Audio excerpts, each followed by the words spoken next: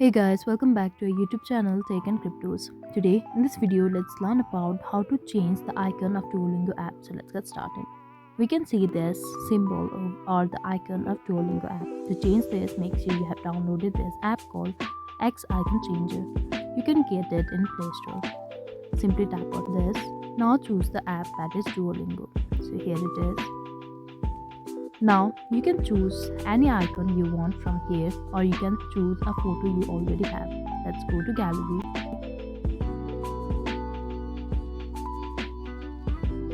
Choose the picture you want. Let's go for this one. Now tick mark and simply click on done and click on OK. Now we can simply get back. So here we can see the app icon is finally changed. So this is all we can do to change Duolingo app icon. I hope you liked the video. Please do like and subscribe. Thanks for watching.